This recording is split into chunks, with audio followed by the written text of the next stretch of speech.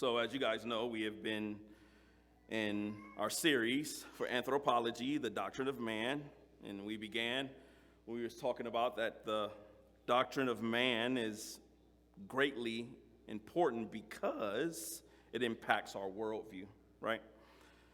And we have come now to kind of the middle of the series, and now we have seen the study of the image of God, right? We have looked at complementarianism, where we have seen the God-given roles for men and women. We've looked at the embodied being, where we were being helped to understand the relationship between the body and the soul. And next, we're going to study the significance, or we've seen next, the study of the significance of our relationship between one another. And last time, I wasn't here, but we studied epistemology, and so how it impacted, or is impacted by men, or impacts man and his knowledge. And so today, we will study man's fall, or in specifically, what is called total depravity. So we will look at the depravity of man. Surprisingly, the world that we live in and that we are now facing has little to no understanding of this biblical truth. Even though we see great evil and wickedness in our society, many have different conclusions of why this has happened. Maybe this is the result of the influence of atheistic evolution, where an atheist, an evolutionist, will think we just haven't evolved yet, right? We just haven't come to that maturity or growth, and we're in need of maybe 1,000,000 years, maybe a couple more billion years. Maybe the answer could be found in therapy. You know, it's been a rise lately in this therapeutic culture where it kind of looks to deaden the pain of the reality of all the wars and hurts that we have, not only externally, but internally. Maybe the answer is found in therapy, where we can kind of help one another with self-help quotes, right? Or maybe we could just do what half of the country is doing and just over-medicate. Maybe that's the answer.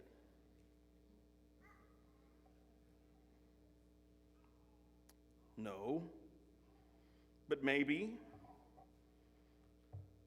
Rousseau, maybe he has the answer. Maybe this political philosopher who was born in Geneva, Switzerland, he was one of the influencers for the Enlightenment. Maybe he has an answer. Well, let's look and see. So he says this: people in their natural state are basically good. But this natural innocence, however, is corrupted by the evils of society. You know, so the problem is not within the individual. The problem is found, and its influence is on the outside of the individual, the environment in which he lives. Maybe, again, maybe, we could find the answer in Hollywood. Maybe Hollywood gives us the answer. So Diana Prince, y'all should know who she is. I didn't know who she was.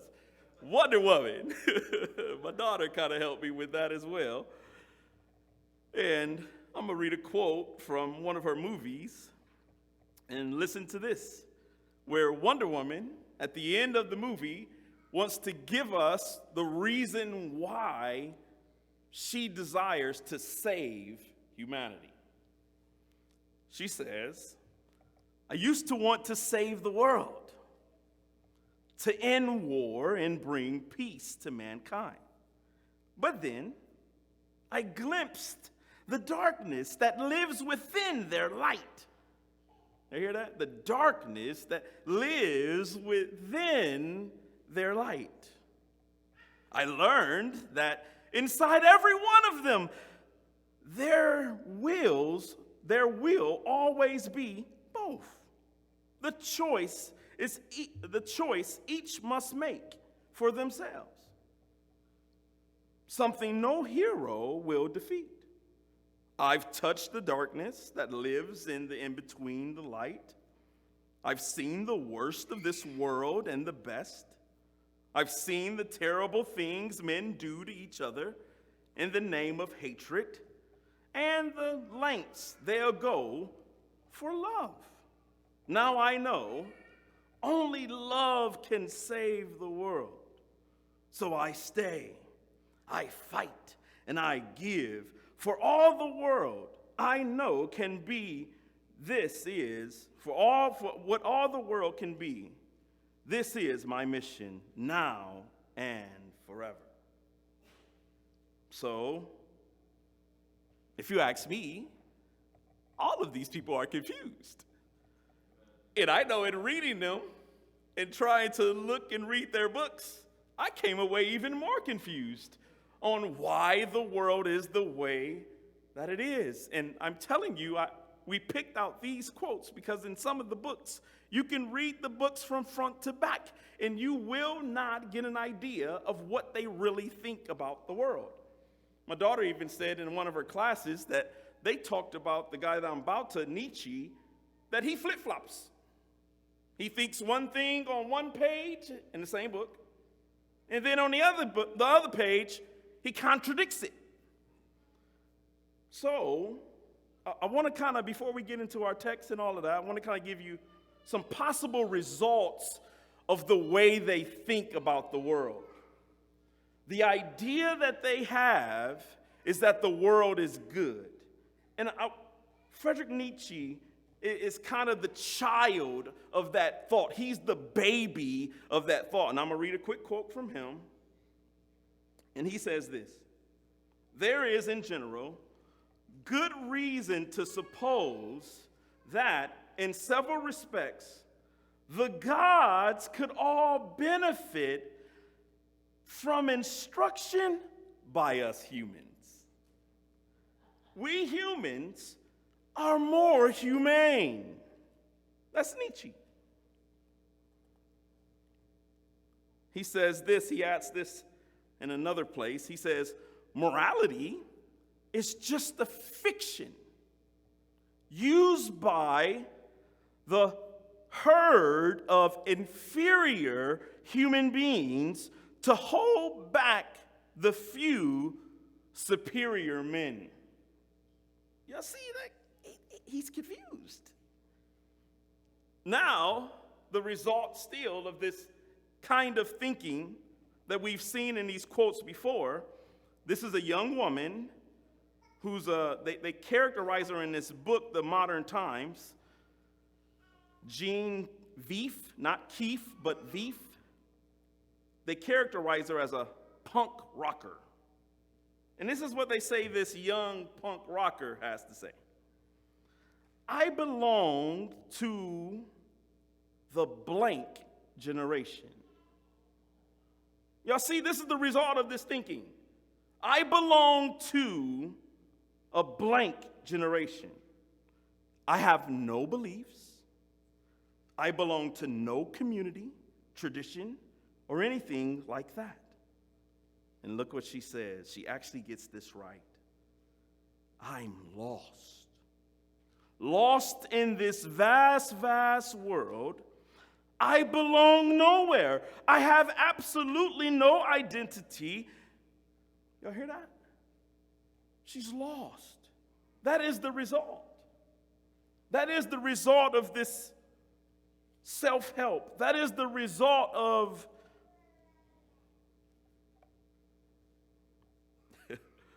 godless society. So now, let's get to the place where I want to be.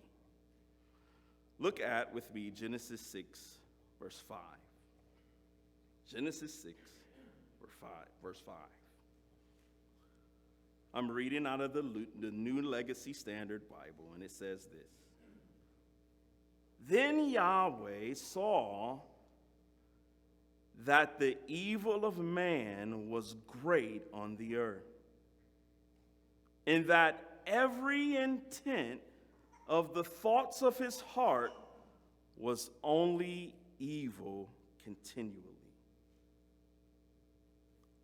So our job today is to answer a couple of questions. What is total depravity? I believe that it provides a better answer than the past when it comes to philosophers. I think it provides a better answer than Hollywood. I think it provides a better answer than the therapist. I think that this doctrine, if we understand it biblically, will help us greatly to understand the weakness or corruption, better yet, the corruption that resides within every single one of us. So the first question that I want to ask, what is total depravity? And in answering that question, we must first see what it is not. And the first thing we must understand is that total depravity is not absolute depravity. It is not absolute depravity. Or it is not that all of humanity is, and this is according to the doctrinal theology book from Mayhew and MacArthur. They say this about this doctrine. What it is not that humanity is as bad as humanity can be. This is the direct result. The reason why humanity isn't as bad as it could be, it's not because of it doesn't have corruption within it. That's not the reason why. It's not as bad as it could be because of the work of God. Martin Lloyd-Jones said it like this. It's not as bad as it can be because the Spirit is still striving with it. The Spirit is still striving within the earth. And therefore, there are some things in place that's holding sin back. And if you guys remember, we've actually talked about some of those things, not in this series, but in a series that we did a couple months ago, where we talked about those things that God has given us to restrain evil. So this reason why total depravity is not absolute is because of the direct result of God-given restraints. The first one is a personal restraint. The restraint of the conscience. The restraint of the conscience. God has given man a conscience for them to know between right and wrong. Next, if you guys remember when we were talking about those spheres, the next one was kind of a paternal restraint. He's given us the family. So God has given the conscience to restrain wickedness.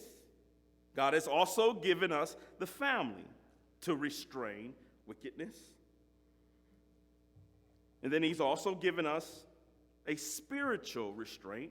Yes, the conscience, when we have the Spirit, definitely does that. Remember I told you Lloyd-Jones talks about this striving. But then you also have another spiritual restraint that's on the outside of the man, which are you and I, the church. The church is, by God's grace, one of those things that restrains wickedness and evil. And the last one that I'll mention here is the government, or a civil restraint. So, the personal restraint, the conscience, the paternal restraint, the family, the spiritual restraint, the church, and the civil restraint, the government. all of which are helping to hold back this beast called the depravity of humanity. So that's the first thing I want you to understand, that it's not. Secondly, we must not understand, or we must not think, that this depravity is the same thing as ignorance. And ignorance in two things. It is not ignorance of God, knowledge of God, nor is it ignorance of right and wrong. So if you turn me to Romans 1, and if we look at 18, verses 18 through 23, you will see this, that it is not ignorance of God, nor is it ignorance of right and wrong. Romans 1, verse 18. For the wrath of God is revealed from heaven against all ungodliness and unrighteousness of men, who suppress the truth in unrighteousness. You see here, the wrath of God is revealed, right, from heaven against all, and you see it's revealed against all unrighteousness, the unrighteousness of those who suppress the truth. But again, it says it's revealed. And then he says in 19, because that which is known about God, now he says, not only is it revealed, now he says it's evident. There's no ignorance there. There's no ignorance in it being revealed. There's no ignorance in the fact that it is evident. Where is it evident? Remember we talked a little bit about that conscience. It's evident within them. Look at this. For God made it evident. He made it evident to them. For since the creation of the world, his invisible attributes, both his eternal power and divine nature, have been clearly seen. There it is again. There's no ignorance there. Being understood through that which is made, so that they are without excuse. For even though they, now look at it again, they knew God, and they did not glorify him as God or give thanks, but they became futile in their thinking, and their foolish hearts were darkened. Professing to be wise, they became fools. Not ignorant, fools. Y'all know what Proverbs say. Who is the fool? The one that rejects God, right? Professing to be wise, they became fools. And in their foolishness, they exchanged the glory of the incorruptible God for an image in the likeness of corruptible men and of birds and four-footed animals and crawling creatures. So, what total depravity is not, it is not absolute depravity, meaning that man is as evil and wicked as she can be as far as in her actions, because, you can even say that their thinking as well, because of the restraints that God has given, the conscience, the family, the church, the government. And then secondly, total depravity is not ignorance of God, nor ignorance of what is right and wrong. Now, we all should be asking, what is total depravity? It could be said that Nietzsche does not think that total depravity even exists. If you read him, and like I said, I didn't read him thoroughly, but I read him a little bit. It didn't put me to sleep. It kind of confused me.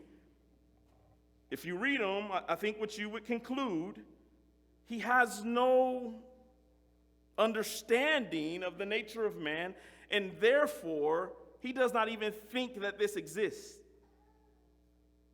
Rousseau, I think you could say the same thing, that he doesn't recognize the wickedness that's even surrounding him enough to be able to understand that we can't fix ourselves. So, where do we go? We go to the scriptures. And so, from, again, MacArthur and Mayhew, here's the definition of total depravity. And I play with it a little bit. So as a result of original sin, humanity, wholly corrupt in its essence or nature, without the ability to please God. And this is universal. This impacts all of Adam's kin. Let me say it again. So my definition for total depravity, as a result of original sin, humanity, wholly corrupt in its nature or essence, without the ability to please God. And this is universal. All of humanity is impacted by this corruption. Now, before we look closer at the definition, we must be reminded of original sin. And that's why I read Genesis 6, just to get us back into Genesis and to see what God thinks. Genesis 6:5, to see what God says about this creation that he has made that has fallen. So let's go back there and read it again before we move on. Genesis 6, Moses records what God has to say about the nature of men after the fall. Yahweh saw, and what did he see? That the evil of man was great on the earth. And how does he describe this evil? He says that every intent of the thoughts of his heart was only evil continually.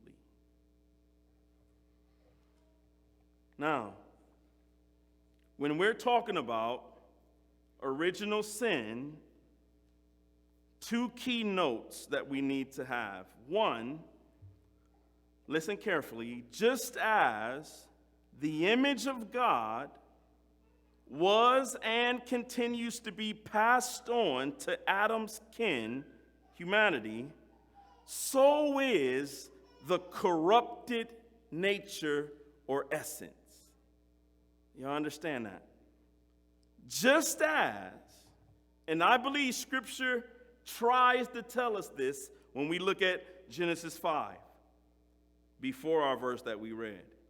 Just as the image of God was and continues to be passed on to Adam's kin, all of humanity, so too is the corrupted nature or essence. Look with me at Genesis 5. So these are the generations of Adam, and look how Moses describes them. Look at verse 1 and 2 first. He says, "This is the book of the generations of Adam in the day when God created man." Watch the wording here. He made him in the likeness of God. We talked about that, right? The imago Dei. Humanity created man and female in the image of God, right? That's natural. That's all of them. He created them, again, male and female, and he blessed them and named them man in the day when they were created. I think he's intentionally reusing the same words that he used in creation here after the fall so that we can see a point that, one, the image of God continues. Even after the fall, it continues in Adam's kin. Through birth, they're born, not only human beings, but as human beings, they are created, born in the image of God.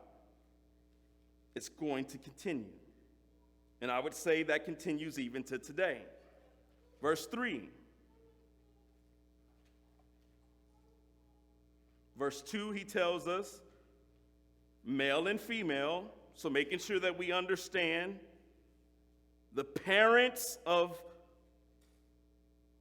both parents hold this same thing. They're both in the likeness of God, in the image of God. Verse 3, when Adam had lived 130 years, he became the father of a son in his own likeness, according to his image, and he named him Seth. Y'all see that? So now he's saying that Adam has a child. How does he describe the child? He uses the very same words that he used when he was describing that Adam was in the image of God. 2 points that I think he wants us to see there. One, positively. Positively, that now Seth is born in the image of God as well. Just as his parents were. Male and female, right? Seth is a male, right? Born in the image of God. Negatively, I think he also wants us to see that this same corruption that plagued Adam would also plague Seth. Okay, why should we see that? Look at verse 5. First, verse 4. Then the days of Adam, after he became the father of Seth, were 800 years, and he became the father of other sons and daughters. So all the days that Adam lived were 930 years, and what happened to him? He died. He died. Verse 6. Seth lived 105 years and became the father of Enosh. Then Seth lived 807 years after he became the father of Enosh, and he had other sons and daughters. So all the days of Seth were 912 years, and he died. And Enosh lived 90 years and became the father of Kenan. Then Enosh lived 815 years after he became the father of Kenan, and he became the father of other sons and daughters. And so all the days of Enosh were 905 years, and he died. What is he trying to get here?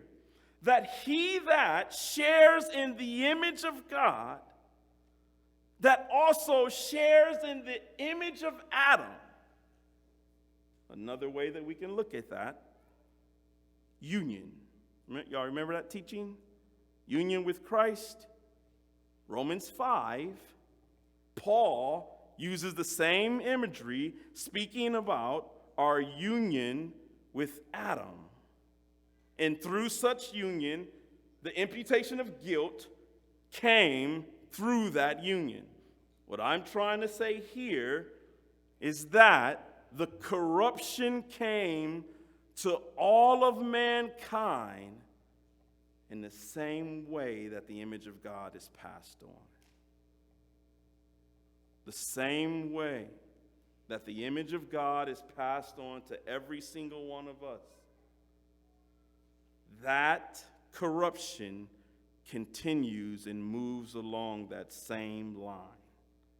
And I think that's what he wants us to see here in chapter 5. Y'all can go and read it and see. Original sin.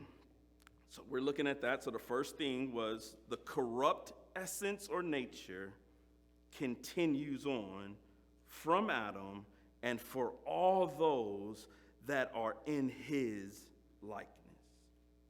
He who is created in the image and likeness of God. Number 2, through Adam's now representation. So we already dealt with the natural, the nature.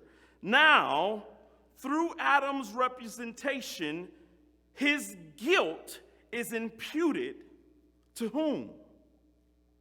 It's imputed to all who are his prodigy or who are kin to Adam. I don't have to go far for this. It should be very familiar. Go to Romans 5.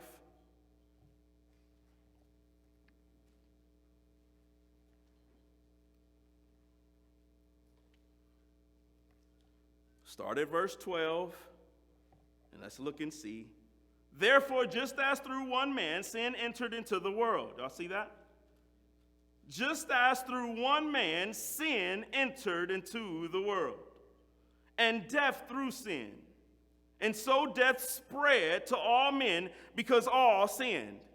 So again, all sin, but what else could we say here if we're looking at this verse well? The corruption that was the result of the one man's sin spread to all men. How do we know that? Remember what we looked at in chapter 5 of Genesis. What was the result of them being in Adam's image? Death. What does Paul say here is the result of this one man? Death. Verse 13, for until the law, sin was in the world. But sin is not, here's that word, imputed or charged to one's account. So he says, but sin is not charged to one's account when there is no law. Nevertheless, death reigned from Adam even until Moses, even over those who had not sinned in the likeness of the trespass of Adam. Look what he says at the end here. Who is a type of him who was to come. I would say that my thinking is exactly what Paul was thinking. And I would say the information that I'm giving you from Genesis 5 is where he's thinking about this same information the same way. So now, we've understood original sin.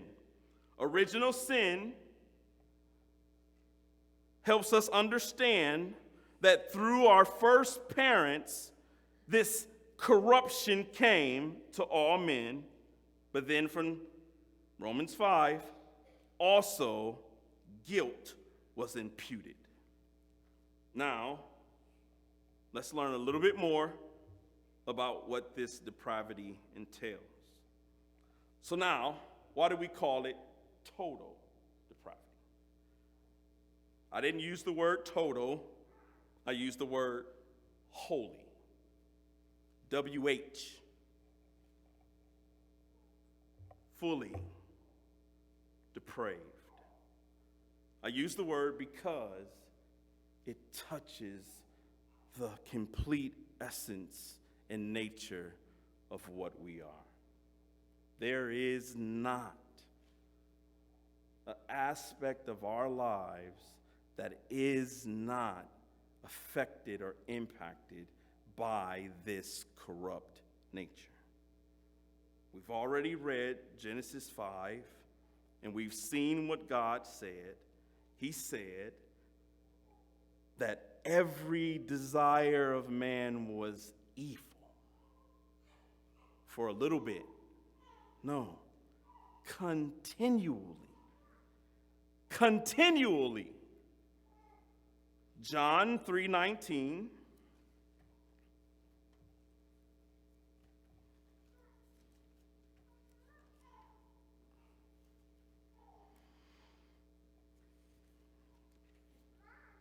Christ says this when speaking to Nicodemus about one should be born again. He should be born of the Spirit or born from above.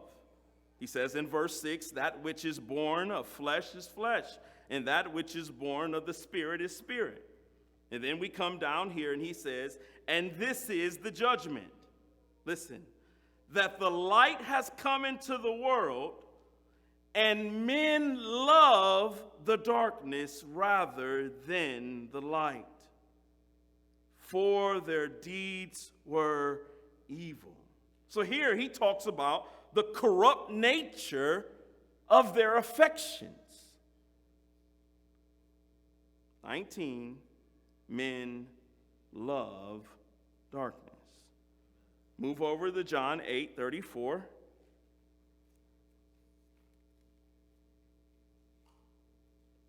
John 8:34. Jesus answered them, "Truly, truly, I say to you, everyone who commits sin is a slave of sin." What's he talking about here? I would have liked it, if he would have used the word heart here, but he doesn't. But with this imagery of slavery, again, I think Paul picks up on it in chapter 5 of Romans. And I think, again, he's talking here about the corruption of the will. That man's will is enslaved. It's enslaved, not only enslaved to the wickedness of Satan and sin, or Satan in the world, but also the corruption that was set loose on him through his union with Christ. Go to Ephesians 4, so we've already seen. His desires are affected. His will is affected. Ephesians 4, turn over to Ephesians 4, 17 through 19. Therefore, this I say and testify in the Lord, that you walk no longer just as the Gentiles also walked, in the futility of their mind, being darkened in their mind, alienated from the life of God, because of the ignorance that is in them, because of the hardness of their heart. And they, having become callous, have given themselves over to sensuality for the practice of every kind of impurity with greed or greediness. Here we see not only are their affections corrupt, their will is corrupt, but you see the word mentioned twice, their mind is corrupt. Our minds are corrupt. Titus 1:15, you will see the conscience is corrupt. Here he says, Titus 1:15, to the pure all things are pure, but to those who are defiled and unbelieving, nothing is pure, but both their mind and their conscience are defiled. It's wholly corrupt. The mind is corrupt. The will is corrupt. The affections are corrupt. The conscience is corrupt. Calvin, looking at, I believe it's Romans 1, he says this: man's nature, so to speak, is a perpetual factory of idols. So we see the Bible says it's total depravity. Why? Because the essence and nature of man is corrupt, holy. His affections, his will, even his conscience. And now, as a result of this, man cannot please God. That was the second part of our definition, third part really. Man cannot please God. Romans 8:8.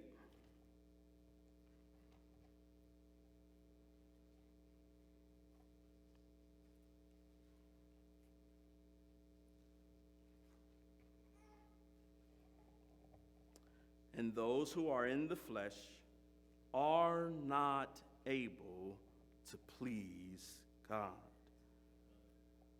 Hebrews 11.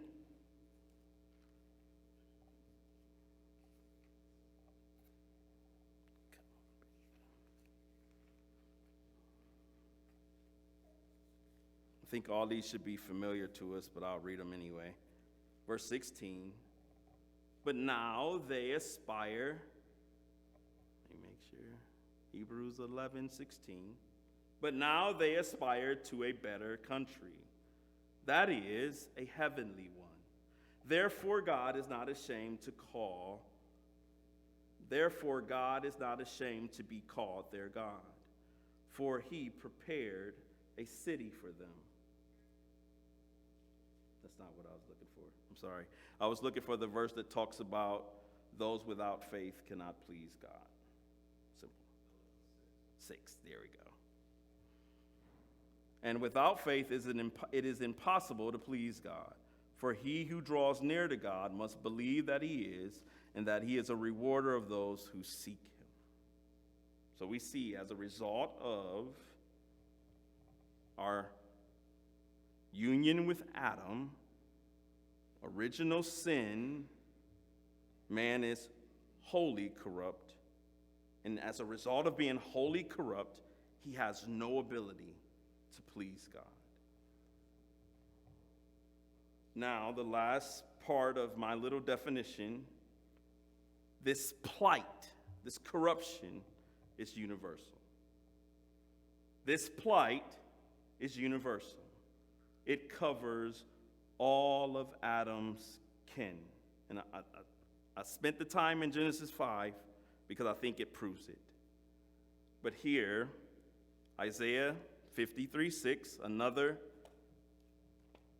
every theological book I looked at, whether it was Francis Turretin, whether it was Aaron Hodges, it didn't matter. They all used these same verses. So Isaiah 53, verse 6, look what it says. It begins, all of us, like sheep, have gone astray. Each of us has turned to his own way. And I just love how it contrasted with this great wickedness with the great grace of God. And it says, but Yahweh has caused the iniquity of us all to fall on him. So just as the iniquity of all fell on him, we all, that same all, have gone astray like sheep. Each of us has turned away to his own. Romans 3, I held this one off, repeats the same thing, and I love the fact that Paul lumps Old Testament text upon one another so that he could prove this one point. Let's start at verse 9 of Romans 3. What then? Are we better? Not at all. For we have already charged that both Jews and Greeks are all under sin, as it is written, there is none righteous, not even one. There is none who understands. There is none who seeks for God. All, again, have turned aside together. They have become worthless.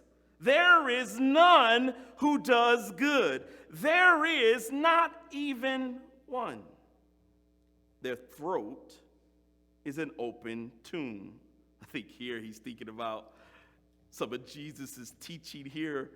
I think James, the same thing, when he's talking about the mouth and the tongue, the fruit. He says here the throat is an open tomb. With their tongues they keep deceiving. The poison of asp is under their lips, whose mouth is full of cursing and bitterness. Their feet now are swift to shed blood. Destruction and misery is in their path, and the path of peace they have not known. There is no fear of God before their eyes. Ephesians 2, when speaking of the saved, the ones that have believed. Again, we've heard this verse often. It needs to be read. Ephesians 2:1-3. And I love the analogy here. You were dead. It's not like Nietzsche, who says that the dead can hear, who says that the dead can see, who says that the dead can get up and walk. I mean, unless he's Jesus, I don't think he's seen anyone do any of those things. Paul says it very clearly here. And you were dead in your trespasses and sins, in which you formerly walked according to the course of this world, according to the ruler of the power of the air, the spirit that is now working in the sons of disobedience. Verse 3. Among whom we all also formerly conducted ourselves in the lust of our flesh, doing the desires of the flesh and of the mind, and were by nature children of wrath, even as the rest.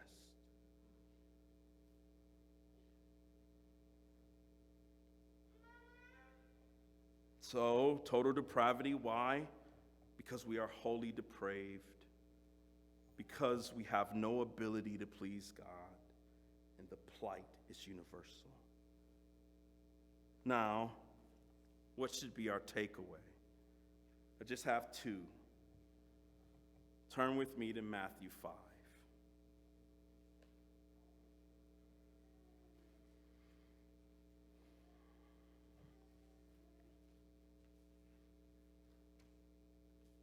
Matthew 5 is the beginning of Jesus' Sermon on the Mount.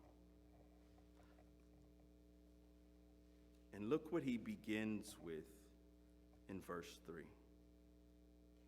He says, blessed or happy are the poor in spirit. Those that recognize the depth of their poverty, the depth of their depravity. He says they are blessed. Another word for that is happy.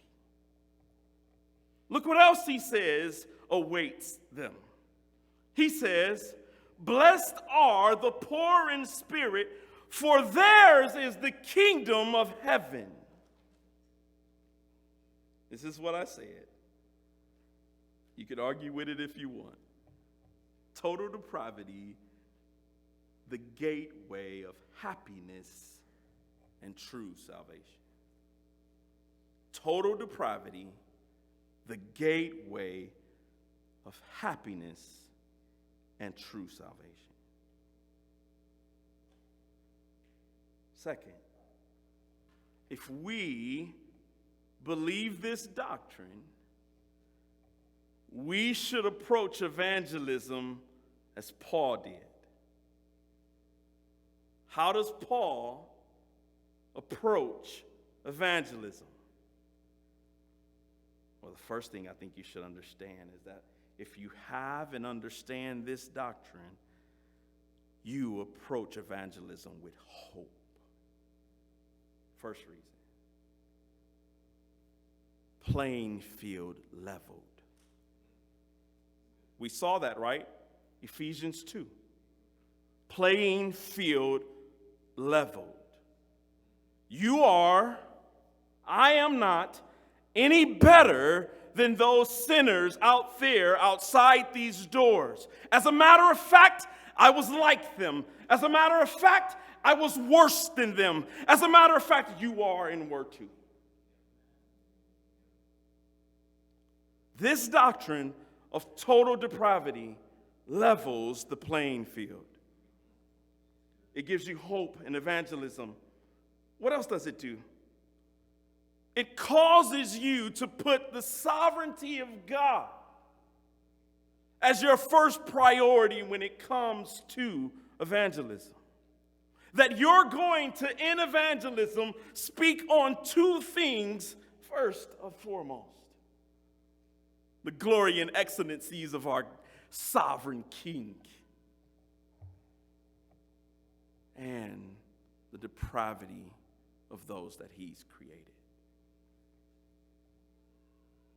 Not only that, it's going to cause you to prioritize regeneration, to prioritize faith. And I think you're going to do this. You're going to also prioritize Scripture in evangelism. Why? Because you're not going to think that you can change this plight, because you know how deeply seated this corruption is within the man. So you're not going to go there and try to convince them with your fine words, because you know it didn't work on you.